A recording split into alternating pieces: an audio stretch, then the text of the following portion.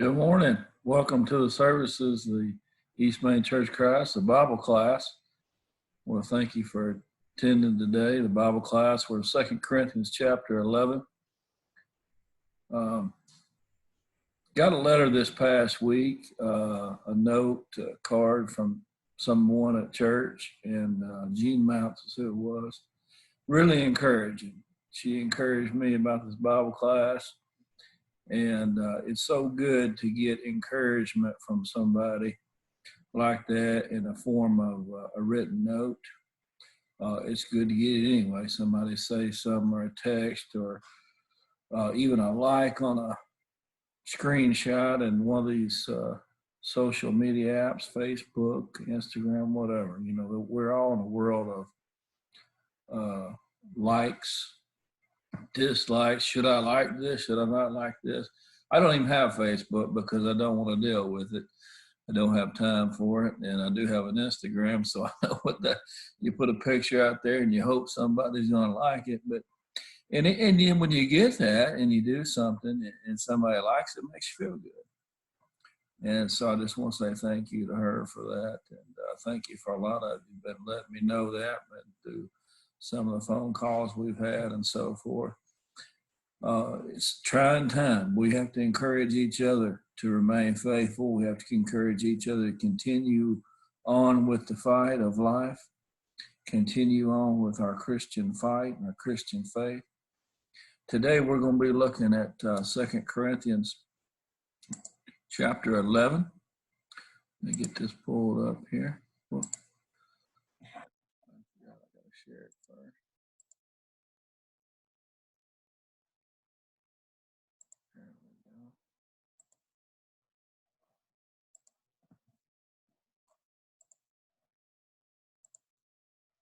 All right. 2 Corinthians chapter 11. We're going to read through, this is about 33 verses, so we're going to not read every single verse. We're going to kind of skim through and make some general notes. Would to God you bear with me a little in my folly, and indeed bear with me. Paul uses the word folly here, to bear with him. Folly, what he's saying is, you know, hey, I'm fixing to have to boast about my experiences, about my qualifications for teaching the gospel, which seems folly to him, which it's crazy that he's going to have to do that. But still it had to be done because there was someone or some people there at the church at Corinth that were trying to discredit him. So it's something that had to be done. In verse 2, for I am jealous over you with godly jealousy, for I have espoused you to one husband, that I may present you a chaste virgin to Christ. It's interesting how he uses this marriage as our relationship to Christ. This is also used in Ephesians. Our relationship to Christ is compared to a marriage because in a way, it's the same type of dedication. It's a type of dedication and love that won't allow you to cheat on the other person. That it will allow you to love them no matter what. It's the type of that's the type of love that it's a love with no end. It's a love that we wouldn't do anything. Christ, the husbands are supposed to love their wives like Christ loved the church. Well, how did he love the church? He gave his life for it. And so therefore we should be willing to do whatever is our responsibility in love for Christ. In verse 3, but I fear lest by any means as a serpent beguiled Eve through this subtlety, so your mind should be corrupted from the simplicity that is in Christ. Yeah, the gospel is simple. It's a simple, but people can confuse it. Just as the serpent confused Eve. It was a simple command not to eat the forbidden fruit. But, Satan twisted it. He twisted the words of God. And men do this today. They twist the words of God and false teachers, and they lead them away from Christ. Verse 4, for if he that cometh preacheth another gospel, whom ye have not preached, or whom if you receive another spirit which ye have not received, and another gospel which you have not accepted, you might be well bear with him. Paul said, you know what? If somebody's preaching another gospel unto you that's not what we have preached, then it's not the truth.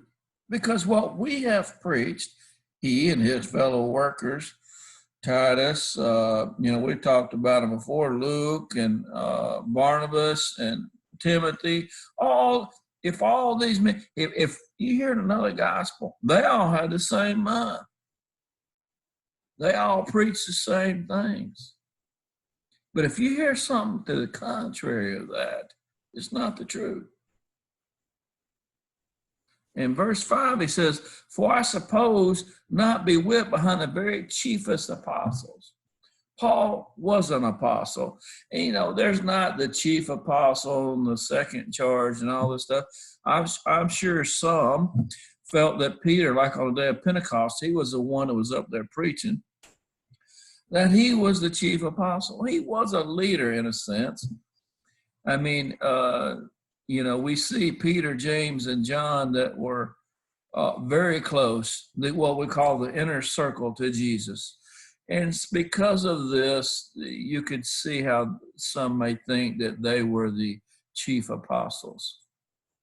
And, but, hey, Paul said, I'm an apostle nonetheless. In verses 6 through 9 here, he says, but though I be rude in speech, yet not in knowledge, but we have been thoroughly made manifest among you in all things. I have committed an offense in abasing myself that ye might be exalted, because I have preached to you the gospel of God freely. I robbed other churches, taking wages of them to do you service. And when I was present with you and wanted, I was chargeable to no man for that which was lacking in me, but the brethren which came from Macedonia supplied. In all things I have kept myself from being burdensome unto you, and so will I keep myself. Paul was a tent maker. He made his own money yet, and he traveled around doing these things.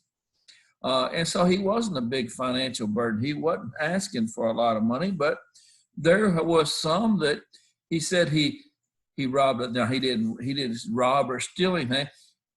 Other congregations had given him money to go on this missionary journey because sometimes it costs money. You can't just make a tent for somebody walk into town and somebody trusts you to make a tent. I think you're going to take their money and run.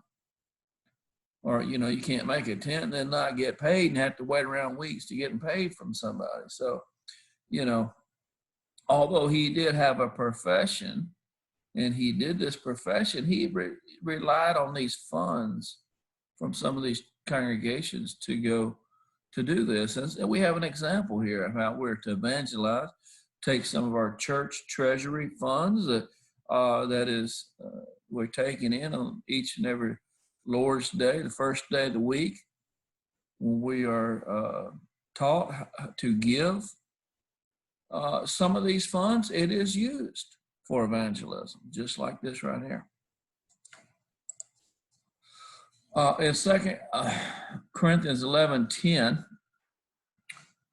through 12, it says, as the truth of Christ is in me, no man shall stop me of this boasting in the regions of Achaia. Wherefore, because I love you not, God knoweth, but what I do, that I may cut off occasion from them which desire occasion, and wherein they glory, they may be found even as we. Paul loved the Corinthians as his own children. He boasted of them to everybody that he knew. Verse 13, for such are false apostles, deceitful workers, transforming themselves into the apostles of Christ. And no marvel, for Satan himself is transformed into an angel of light. Therefore, it is no great thing if his ministers also be transformed as the ministers of righteousness, whose end shall be according to their works. Let me just say here, there are false teachers. And even today, Paul had to deal with that then, and we have to deal with it today. And it can be frustrating. It can be frustrating trying to teach someone the truth when they have got so many years and years and years of false teaching in their brain. They can't come over this. I studied with a girl one time, and she believed that baptism was for salvation because I showed her the scriptures that was required for salvation. But when she got back home and she studied with her pastor, I say that term loosely because they're using it to refer to the preacher, not as an elder, as we know it today. That's what a pastor is an elder. But in today's modern society, that refers to a gospel preacher, basically, for other denominations, who acts as basically the sole spiritual leader for the congregation. Anyway, she went back to and talked with this pastor. And then after he talked with her, she didn't believe that anymore. Well, that's what happens. False teachers have a way of getting to their students and hooking them in. And even though they can read the truth for themselves right in front of them, they don't want to believe. They just don't want to believe. They try to explain it away. I say again, let no man think of me as a fool. If otherwise, yet as a fool receiveth me, that I may boast myself a little. That which I speak not after the Lord, but as it were foolish in this confidence of boasting. Seeing that many glory after the flesh, I will glory also. For you suffer fools gladly, seeing yourselves are wise. Paul is no fool, as some in the Corinth church had betrayed him, but he was having to boast of himself. Yes, he may have thought it foolish or folly that he had to go through with this and explain his credentials. But sometimes you just have to explain your credentials in order to get people to listen to you. Verse 20, for you suffer if a man bring you into bondage, if a man devour you, if a man take you, if a man exalt himself, if a man spite you on the face. You know what he's saying is, hey, listen, you got somebody beating you up and taking your lunch money, and you like it. They've got you in bondage, in slavery. They're trying to eat you alive, devour you like a lion. Or smite you in the face.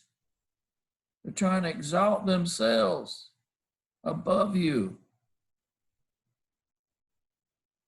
And you believe in them. That's not Paul's attitude. He says in verse 21, I speak as concerning reproach, as though we had been weak. Howbeit, wheresoever any is bold, I speak foolishly, I am bold also. Paul said, I'm bold. The reason that he is meek and loving is because that's his true nature, to love and care for them and only want what's best for them. But he has to sometimes speak boldly and get on to them for the truth to be spoken. In verse 22, he says, are they Hebrews?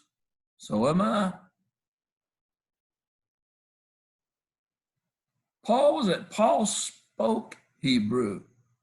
Paul read Hebrew. Paul was a Hebrew. He said, are they Israelites?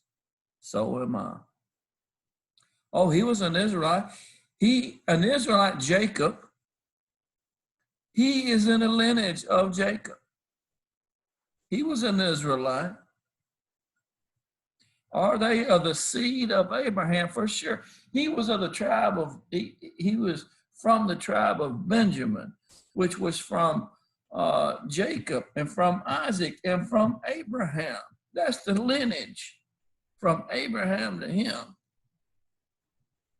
And I'm sure there was a few others in between. He said, so am I. I have this pedigree.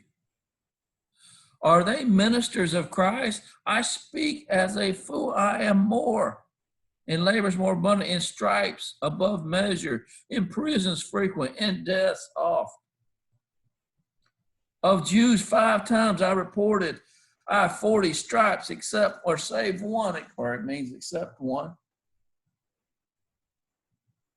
You know what Paul did for Christianity?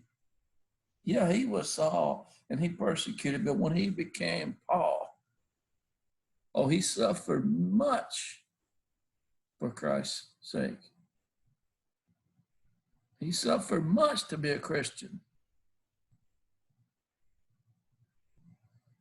He was thrown into prison. 5 times he was beaten with a whip, 39 lashes. The Romans wouldn't allow the Jews to whip them 40 times, or they wouldn't allow them to do more than 40 times. They get themselves. So they did 39 just so they wouldn't go over.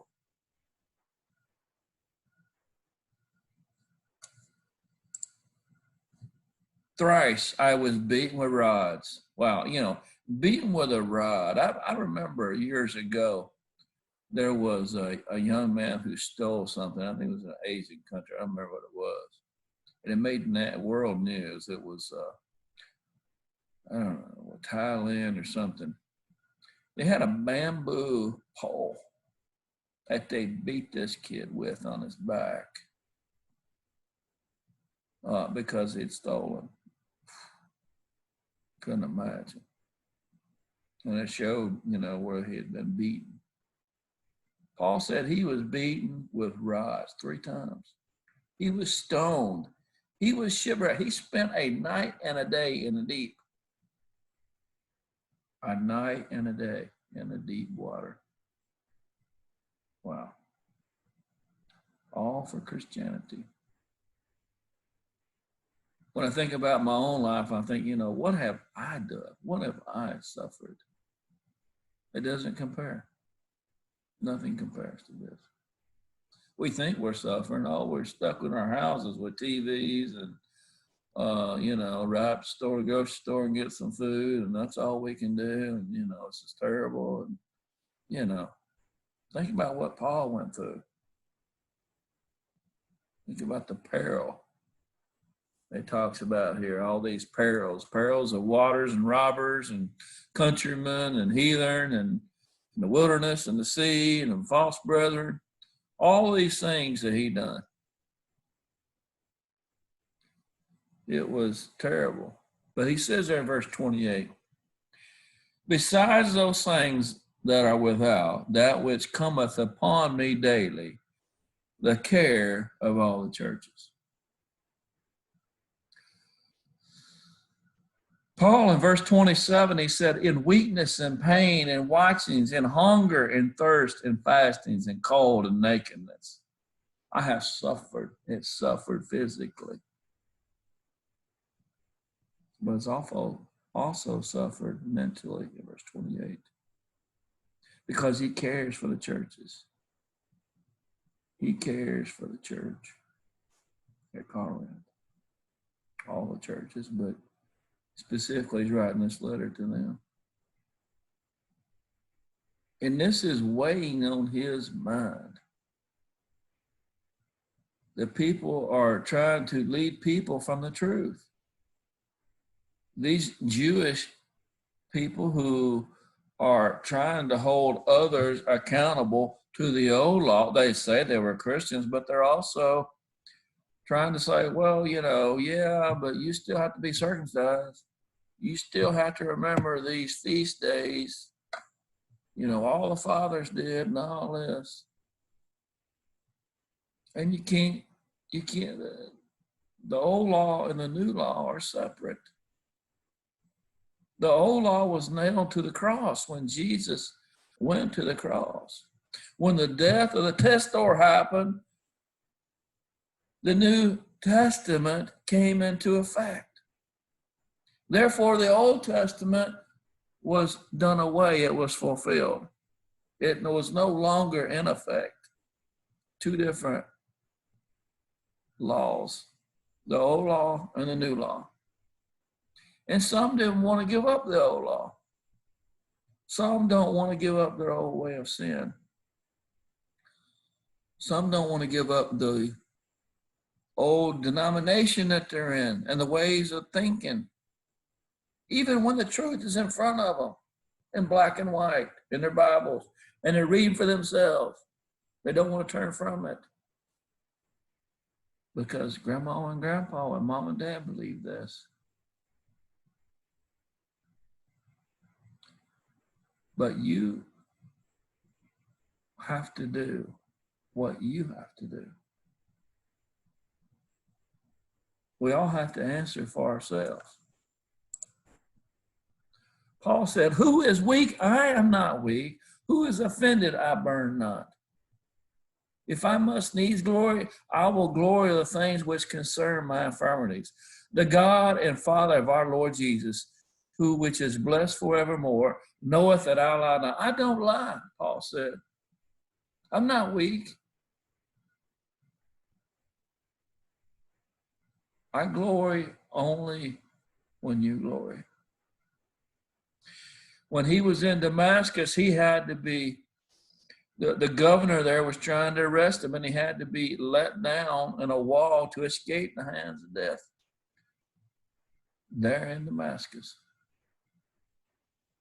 He was chased physically.